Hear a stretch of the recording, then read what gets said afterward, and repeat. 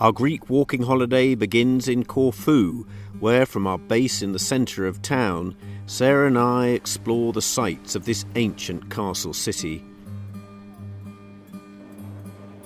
A short ferry journey across the Ionian Sea takes us to Yanina on the Greek mainland, from where we take a bus into the Pindus Mountains in the Zagori region of northwest Greece.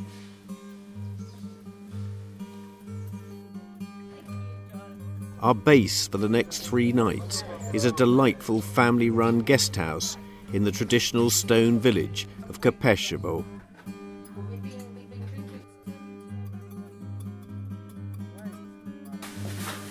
From here we set out each morning to explore the surrounding countryside. On our first day we head into a nearby gorge, crossing one of the region's trademark stone bridges and up a zigzag series of more than 1,000 stone steps.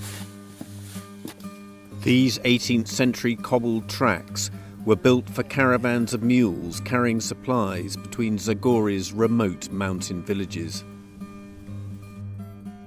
Our objective after a tough but exhilarating hike is the Beloi lookout with its epic views over the Vikos Gorge.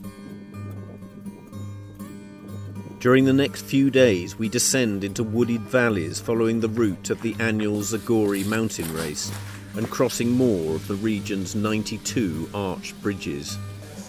But now we are ready for the Vikos Gorge itself, one of the deepest canyons in the world, more than 3,000 feet deep in parts.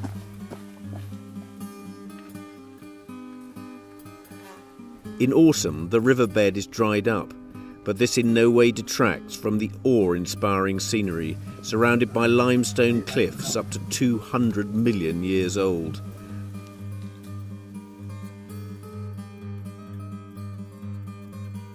Exhilarating indeed. Climbing back out of the gorge, we stay in another of Zagori's gems, the enchanting town of Popingo, where we gaze up towards our next destination, Timfi Mountain. Heading across the valley to historic Micro-Popingo, we begin the 3,000 feet climb to the Ostraka mountain refuge. It's a tough trek, and along the way we are passed by a pony train carrying supplies. As we come in sight of the refuge, the weather begins to close in.